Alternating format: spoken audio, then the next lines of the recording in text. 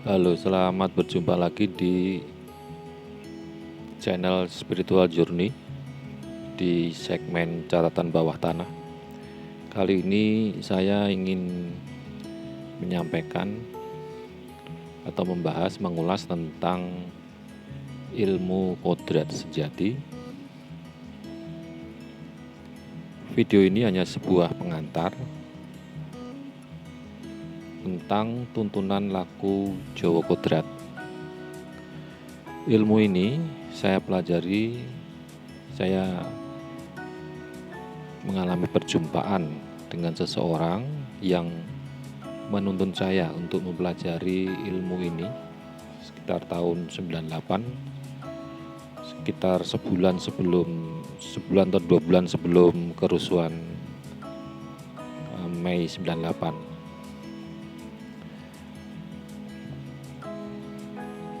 Ilmu ini saya pelajari selama bertahun-tahun dan baru sekarang saya ingin mendokumentasikan supaya tidak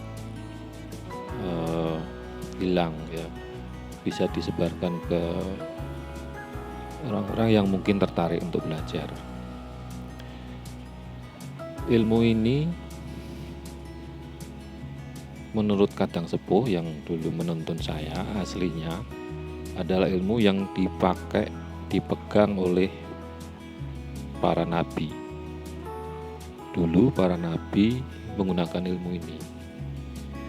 Tentu saja bahasa atau istilahnya beda, tetapi inti ilmunya sama. Kemudian ketika zaman para nabi selesai habis, dilanjutkan dengan para wali.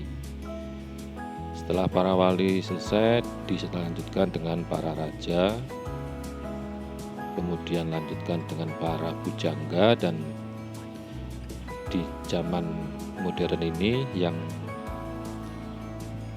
memegang atau menjalankan ilmu ini adalah masyarakat biasa. Kalau di istilah guyonannya ini sekarang yang megang adalah para gembala atau caangon. Dulunya ilmu ini tidak boleh sembarang disebarkan. Jadi kalau ingin ada seseorang ingin belajar, maka mereka harus diwejang, harus sembunyi di satu tempat, di hutan atau di gunung, dan baru diturunkan. Tetapi setelah pada sekitar tahun 1960-an, seorang kami menyebutnya Mbah Win, Kadang Sepuh kami, memohon supaya ilmu ini bisa dibagikan kepada khalayak umum dan kemudian diizinkan oleh Yang Maha Kuasa. Maka kemudian ilmu ini ditularkan, disebarkan ke masyarakat.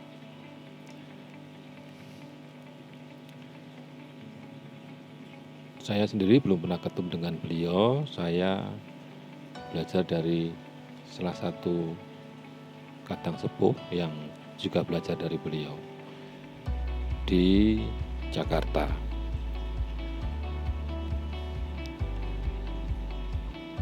Ilmu kodrat sejati ini tumbuh di masyarakat Jawa, di mana di masyarakat Jawa dikenal apa yang disebut sebagai kejawen, yang merupakan agama asli orang Jawa. Jadi sebelum agama-agama luar masuk ke Nusantara, masyarakat kita sudah memiliki kepercayaan. Kalau istilah Kadang Sepuh, saat durunge agama-agama iki mlebu ning tanah Jawa kuwi wis ana wong. Artinya sudah ada manusia. Kalau ada manusia berarti mereka pasti menyembah kepada Tuhan. Sebutannya apa saja, tetapi intinya sama, bahwa setiap manusia pasti memohon kepada Tuhan. Menurut antropolog Amerika yang mempelajari tentang agama asli Jawa, yaitu Clifford Geertz, dalam bukunya The Religion of Java menyebutkan bahwa agama asli orang Jawa adalah kejawen atau agama Jawi. Menurut beliau, penganut kejawen biasanya menganggap ajaran tersebut sebagai seperangkat cara pandang dan nilai-nilai yang dibandingin dengan sejumlah lelaku. Nah, biasanya ajaran kejawen itu bertumpu pada konsep keseimbangan. Jadi pandangan tersebut memiliki kemiripan dengan Taoism, tetapi tentu saja beda pada ajaran-ajarannya.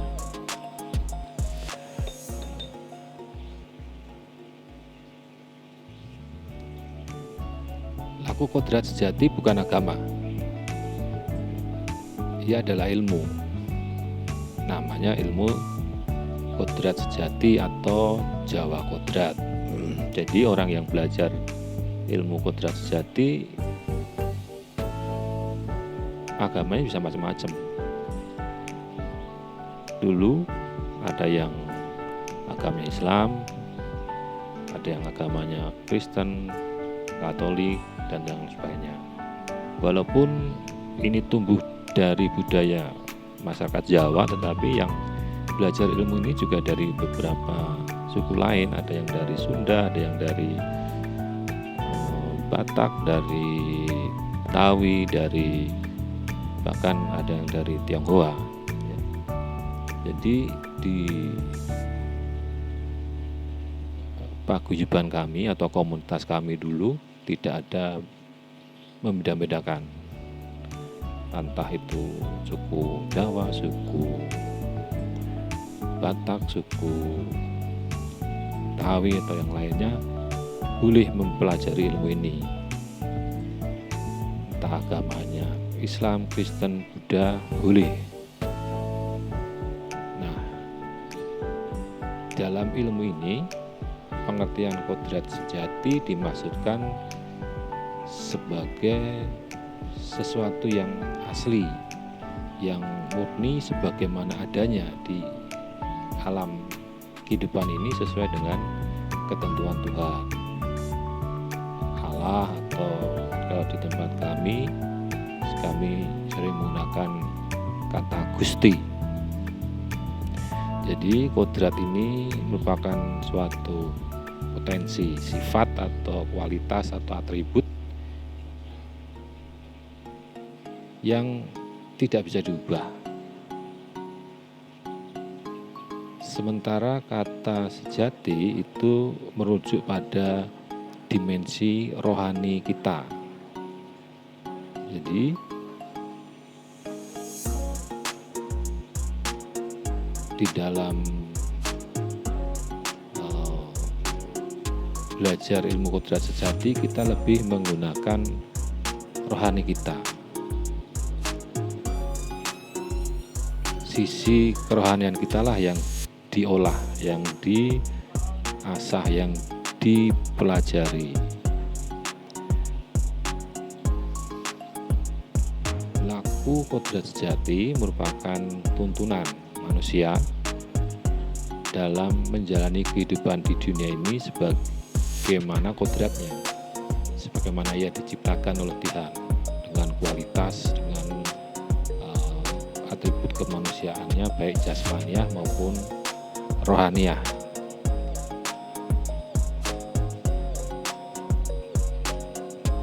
Di komunitas kami, di paguyuban kami,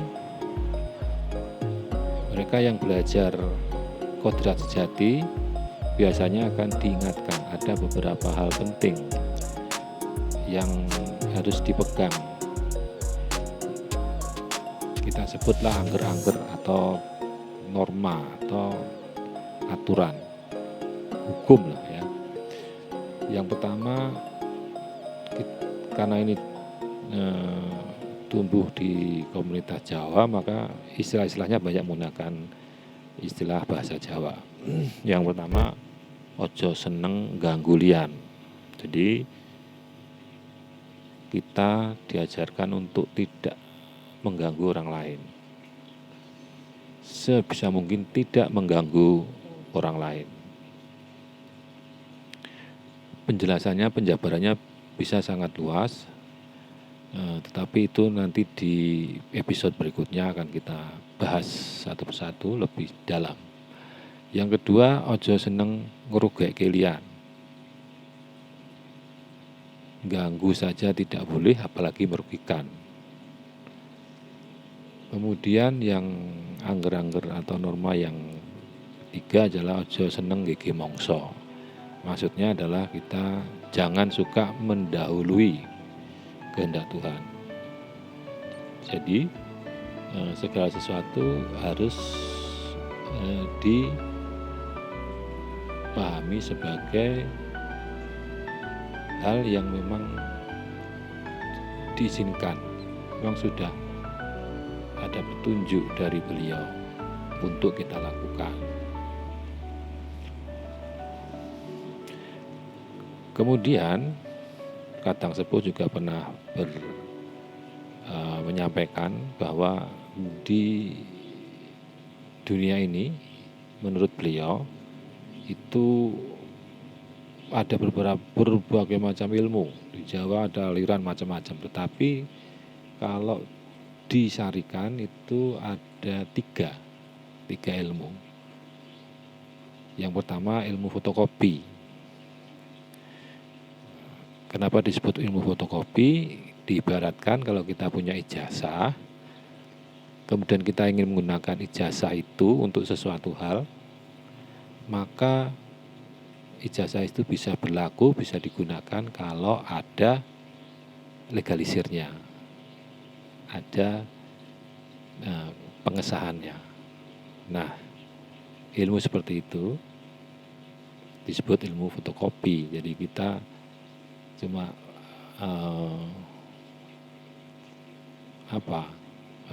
fotokopi aja dari orang lain gitu, atau yang pendahulu lah gitu. Kemudian yang kedua ilmu ayang-ayang. Maksudnya ilmu ayang-ayang itu ilmu yang bayang-bayang. Artinya kelihatan bayang-bayang itu ada, tapi sebenarnya yang punya ilmu bukan orang itu. Orang bisa macam-macam, tetapi yang bekerja bukan orang itu, tetapi sesuatu yang lain, entah kodam, entah makhluk apa gitu ya. Itu namanya ilmu ayang-ayang dalam pengertian ilmu kodrat Jawa ya. Kemudian yang ketiga adalah ilmu kodrat. Artinya ilmu yang benar-benar datang dari Yang Maha Kuasa, yang kita pelajari, kita temukan sendiri. Bukan fotokopi dan bukan ayang-ayang. Ketika kita bisa berbuat sesuatu karena memang kita mendapatkannya dari Yang Maha Kuasa. Seperti di kebudayaan Jawa, maka dalam belajar ilmu kodrat itu tidak hanya sekedar pengetahuan, tidak hanya sekedar mendengar, tapi harus melakukan. Ilmu kuwi ketemune kanthi laku. Kita harus berjalan, laku, tidak hanya sekedar mendengarkan terus sudah, harus dicari sendiri, ditemukan sendiri. Kalau cuma sekedar mendengarkan kemudian cukup puas dengan apa yang kita dengarkan, kita meyakini, bukan seperti itu ilmu kodrat sejati. Di ilmu kodrat sejati, orang yang belajar ilmu kodrat sejati, dia harus rohaninya harus bangun dan berjalan. Karena ini ilmu kodrat, maka kita harus mengakui bahwa sesuatu yang bersifat kodrati itu mestinya tidak bisa dirubah. Misalnya manusia, ya kodratnya ya seperti ini, beda dengan kodratnya hewan misalnya. Tetapi memang ada orang yang kemudian bisa berubah jadi hewan, tapi kan jadi bukan manusia lagi gitu ya. Kemudian ketika kita belajar di ilmu kodrat sejati ini, ada prasarana, ada alat yang sering digunakan di komunitas kami, di paguyuban kami. Biasanya yang kita gunakan adalah kembang. Kembang yang kami gunakan itu ada 2 jenis yang menurut ilmu kodrat, yaitu kembang liman dan kembang telon. Kembang liman ini terdiri dari bunga mawar, bunga melati, bunga kenanga, kemudian kantil putih dan kantil merah atau kantil kuning ya. Itu yang biasanya kita gunakan. Kita biasanya akan membuat air liman, dan itu nanti untuk keperluan tertentu. Biasanya ini kita gunakan untuk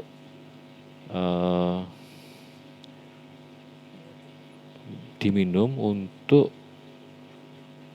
memberi apa yang menjadi kesenangan saudara sejati kita. Kemudian kembang telon. Kembang telon itu terdiri dari bunga mawar, bunga melati, dan bunga kenanga. Ini untuk mandi, untuk membersihkan raga kita. Biasanya kalau mau puasa, mau prihatin, maka kita mandi dulu. Nah, mandinya itu pakai air yang dikasih kembang telon.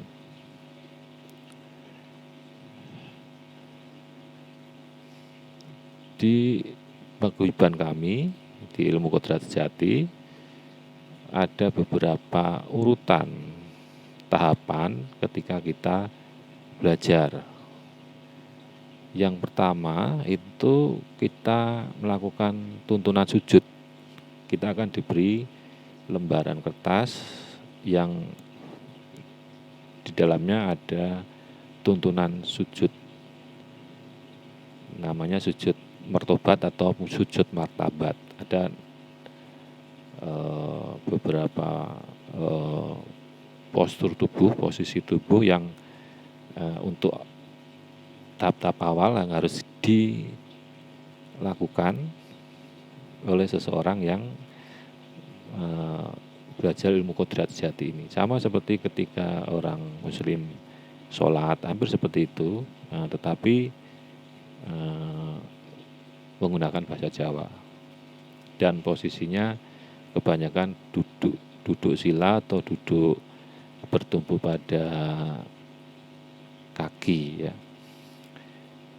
Kemudian nanti apabila orang yang tertarik dan sudah belajar tuntunan sujud menjadi semakin mantap untuk belajar lebih lanjut, maka mereka akan diinisiasi. Kalau di istilah kami namanya bukaan pertama itu namanya bukaan janur. Janur itu jarwo dosoe janjane nur, sejatinya nur. Kenapa? Karena manusia itu sejatinya adalah nur ilahi. Maka supaya nanti ketika belajar ilmu kodrat sejati tidak terhalang, bisa masuk lebih dalam, maka harus dibuka dulu, diinisiasi dulu. Istilah kami adalah bukaan janur atau bukaan rogo sejati. Nah, setelah dibuka janurnya atau dibuka rogo sejatinya, maka orang yang belajar ilmu kodrat ini akan menjadi lebih mudah menerima ilmu-ilmu yang diberikan oleh kadang sepuh. Biasanya kami berkumpul di sebuah sanggar. Kalau dalam pertemuan besar ya, itu pada malam Jumat Kliwon atau malam Selasa Kliwon. Biasanya banyak yang datang ke sanggar, kemudian kita melakukan sarasehan, berdiskusi, dan melakukan doa bersama. Nanti ketika orang itu kemudian menjadi berkembang dan maju, kemudian ingin melanjutkan ke tingkatan atau urutan tahapan berikutnya, maka akan dibukakan saudara sejatinya, bukaan saudara sejati. Nah, ini tidak mudah.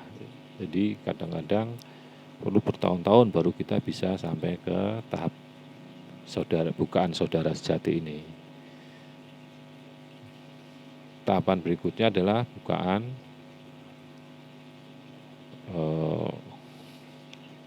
guru sejati, kemudian yang berikutnya bukaan sukmo sejati, dan yang terakhir Sang Hyang Manunggal Jati.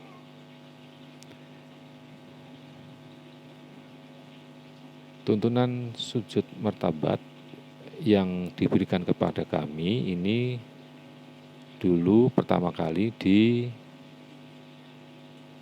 dibuat oleh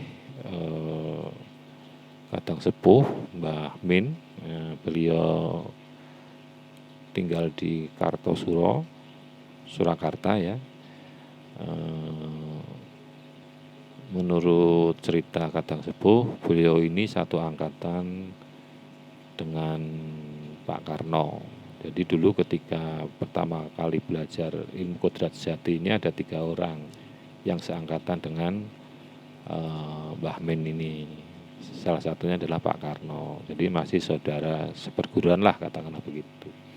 Tetapi memang tidak pernah ada di catatan sejarah. Nah, di sujud martabat ini sudah dituliskan. Dulu nggak boleh ini seperti ini, ditulis begitu nggak boleh. Tetapi setelah Mbah Min mohon izin kepada Gusti Tuhan Yang Maha Esa, diizinkan dan kemudian dibuatlah lembaran ini. Ini sebenarnya tadinya 1 lembar, kemudian saya bagi 2, saya foto, saya bagi 2. Ini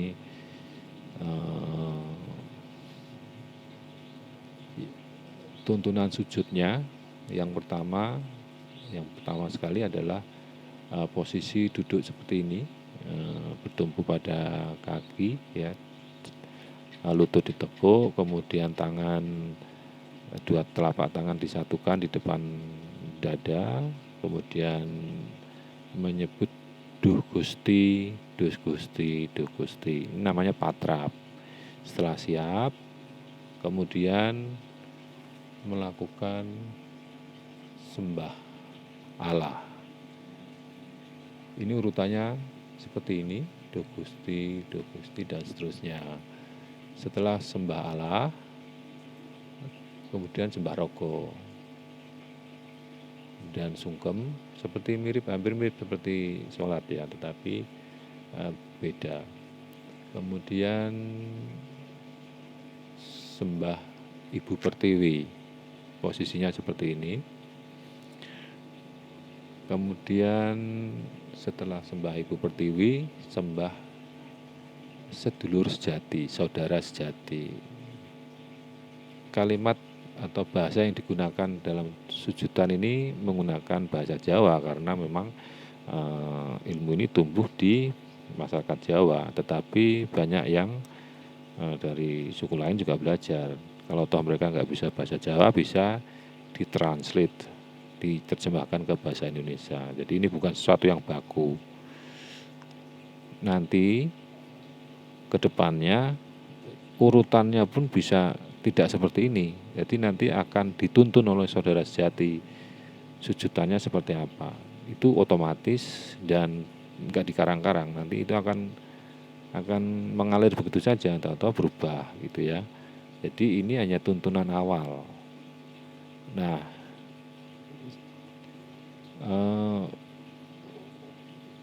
tuntunan ini Untuk pria dan wanita agak berbeda ya, agak sedikit berbeda karena kalau wanita kan nggak bisa silo, ini kan posisinya ada yang posisi silo tumpang, kalau wanita kan enggak, jadi ini agak berbeda kalau untuk wanita. Setelah sujud saudara jati dilanjutkan dengan sujud rogo lagi, sembah rogo ya. Kemudian yang terakhir adalah panyuwunan. Setelah itu ditutup dengan sembah rogo dan dikir. Dikirnya Duh Gusti sebanyak 7 kali. Ini yang menjadi pegangan kita. Sujudan ini biasanya dilakukan, bukan biasanya, menurut ilmu kodrat jati, waktu manusia atau jatahnya manusia untuk menghadap kepada Tuhan Yang Maha Esa itu malam antara jam 10 sampai jam 3. Jadi aslinya kodratnya manusia untuk menghadap Tuhan, untuk berdoa lah gitu ya, menghadap pada Tuhan itu malam jam 10 sampai jam 3 pagi.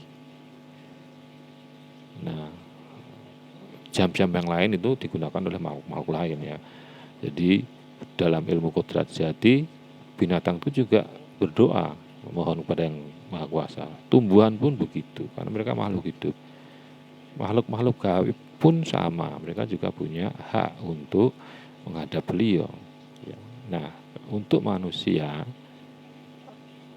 aslinya menurut ilmu kodrat itu jatahnya ya jam 10 sampai jam 3.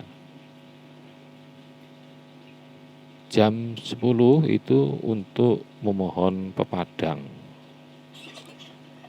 Jam 12 itu untuk memohon pengertian, petunjuk, ya, pengertian, kawaskitan dan yang lainnya.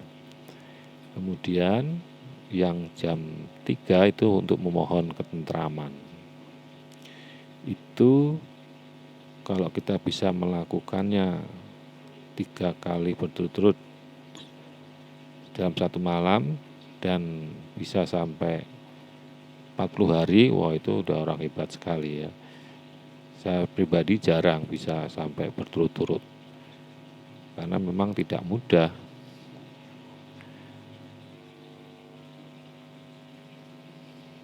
Di ilmu kodrat sejati, menurut ilmu kodrat sejati sebagaimana disampaikan oleh Kadang Sepuh, maka jasmani dan rohani itu terdiri dari beberapa perangan, beberapa unsur. Kalau di agama lain rohani ya rohani satu, tetapi di ilmu kodrat sejati rohani itu ada 5 perangan atau 5 unsur atau mungkin lapisan ya. Jasmani juga begitu. Di jasmani ada unsur lapisan cahaya, lapisan rupa, cipta, rasa, dan karsa. Jadi manusia tercipta menjadi berwujud seperti ini itu ada cahayanya, pandangan mata, ada rupanya wujud, ada cipta pikiran atau kata-kata, ada rasa, perasaan, ada kehendak, karsa. Nah, lapisan rohani itu ada rogos jati. Jadi manusia itu ada jasmani, ada raganya, tetapi juga ada raga sejatinya. Di istilah kami, raga itu juga ada yang sifatnya rohani ya, yang disebut raga sejati. Yang disebut tadi adalah nur. Kemudian ada saudara sejati, ada guru sejati, ada sukma sejati, dan ada Sang Hyang Manunggal Jati. Ini nanti kita bahas lebih lanjut pada episode berikutnya. Raga itu jasmani ya, itu di ilmu kodrat itu terdiri dari bumi, jadi ada buminya, tanahnya, dan di istilah kami disebut alwamah, warnanya hitam, punya sifat kemalasan, atau mungkin lebih tepatnya inersia ya. Kemudian ada api, itu amarah sifatnya, warnanya merah. Air itu mutmainah, warnanya putih. Angin itu supiah, warnanya kuning. Warna-warna ini menjadi simbol nanti sering digunakan ya di laku Jawa Kodrat atau ilmu kodrat jati. Ini nanti juga pembahasannya luas dan dibahas di episode selanjutnya. Di komunitas kami atau paguyuban kami itu tidak ada guru, tidak ada murid, yang ada adalah kakang adi, kakak dan adik. Ya. Nah, komunitas kami ini bukan agama, ilmu kodrat jati bukan agama, ini adalah ilmu, hanya tuntunan untuk sujud, untuk menjalani kehidupan ini sebagaimana mestinya kita manusia ya, kodrat manusia yang diciptakan oleh Tuhan Yang Maha Esa atau Gusti. Beda dengan agama-agama yang lain yang ada penyebaran agama gitu ya, atau dakwah. Di kami tidak ada. Kami di paguyuban kami tidak pernah mencari anggota. Kalau ada yang mau belajar silahkan, tetapi kami tidak akan kemudian keluar promosi dakwah gitu ya, enggak. Alasannya ada, nanti bisa dijelaskan. Nah, di paguyuban kami atau komunitas kami itu ada 2 visi ya, atau kalau di istilah kami prasetyo ya, bahwa kami punya janji lah gitu kalau gampang ya, walaupun tidak tepat. Di sini kita sepakat, kita berjanji prasetyo bahwa kekadangan ini, persaudaraan di paguyuban kami itu yang pertama adalah prasetyo manunggal karso. Jadi kami menyatukan karsa kami. Apa itu ya? Tujuan hidup kami sama, semua manusia di dunia ini tujuannya kan sama, yaitu kembali kepada Tuhan Yang Maha Esa atau Allah atau Allah atau Gusti, atau orang Barat my God gitu ya. Jadi kita sepakat sama, tidak ada yang membedakan, karena tujuan manusia itu sama, yaitu kembali ke Tuhan Yang Maha Esa. Makanya kita berjanji prasetyo, menyatukan karsa atau kehendak. Apa itu? Yaitu dalam menjalankan tuntunan kodrat itu tujuannya adalah kembali menyatu dengan Tuhan Yang Maha Esa, Gusti kang murbeng dumadi gitu ya, pakai bahasa Jawa. Prasetyo yang kedua, tingkatan yang kedua, ini tingkatan pertama ya. Tingkatan yang kedua ini disebut prasetyo manunggal jati.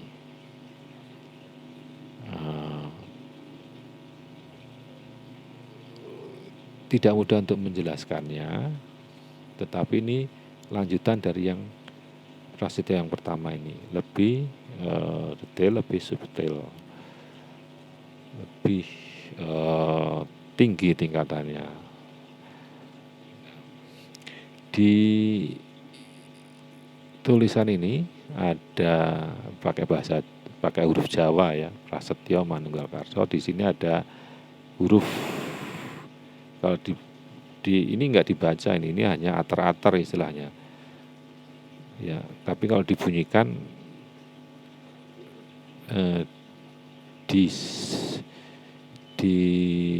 disebutkannya mangajapo.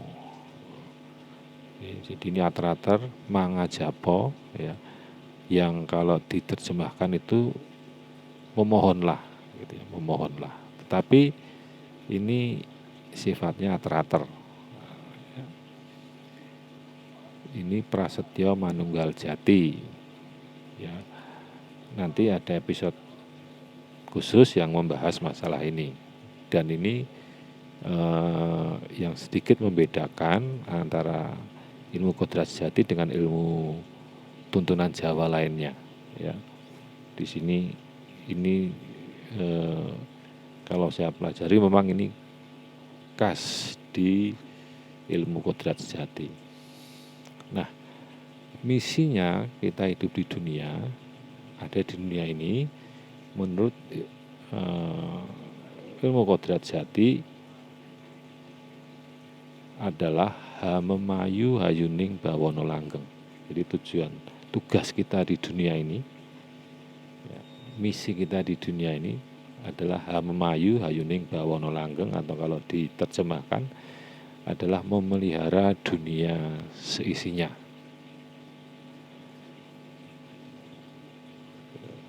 Tugas kita di dunia ini, misi kita dilahirkan di dunia ini adalah memelihara dunia seisinya. Penjabarannya bisa sangat luas, sangat dalam, dan itu memerlukan waktu yang tidak sedikit. Jadi di sini kita hanya menyampaikan intisarinya saja. Ya. Nah, saya kira untuk kesempatan kali ini cukup di sini, karena ilmu kodrat jati ini kalau dijabarkan ya bisa membutuhkan waktu yang banyak sekali. Jadi harus satu persatu. Nanti untuk selanjutnya akan saya sampaikan per topik, ya, per topik sesuai dengan apa yang saya pahami selama saya belajar ilmu kodrat jati ini. Tetapi kuncinya ketika kita menjalani atau melakukan tuntunan ini, melaksanakan tuntunan ini adalah